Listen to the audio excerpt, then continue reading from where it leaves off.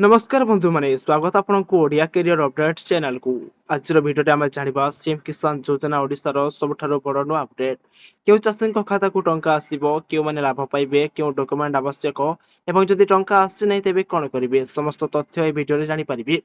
तेणु भिडियोटी को शेष पर्यंत देखंतु एवं चैनल को नुआ आसीथिले पर्यंत चैनल को सब्सक्राइब कर नथिले चैनल को एबे सब्सक्राइब करंतु एवं पाखरे थवा बेल बटन को दबाइकी ऑल सेट कर रखंतु जा द्वारा आपण माने आगो को एपरि नुआ नुआ लेटेस्ट अपडेट नोटिफिकेशन हमर चैनल माध्यम रे सर्वप्रथमे पाई परिबे। तेबे चलंतु बंधुगण नजर पकेइबा अपडेट उपरे।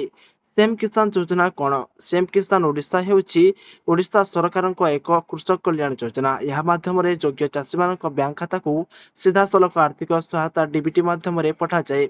नुआ अपडेट देखंतु ए वर्ष राज्य सरकार प्राय 41.68 लाख चाषी को प्राय 838 कोटी आर्थिक सहायता सीएम किसान योजनार किस्ती भाव जमा कर टंका सीधा सलख लाभार्थी बैंक खाता को डीबीटी माध्यम पठा जाइछि।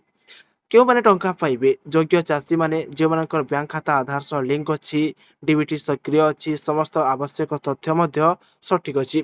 जदि टंका आसी नै तेबे कोन करिवे देखंतु। जदि आपनक खाता को टंका आसी नै तेबे आधार सह बैंक लिंक जांच करंतु, डीबीटी स्टेटस जांच करंतु, बैंक खाता सक्रिय अछि कि नै देखंतु, निकटस्थ कृषि कार्यालय किंबा सीएससी केंद्र रे जोगाजोग करंतु।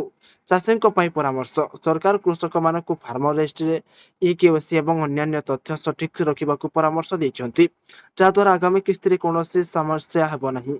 तेबे यह थिला सीएम किसान योजना को लेकिन आउ किसी नुआ खबर जहां वर्तमान आपण माने वीडियो माध्यम रे जानिबा को पाइले।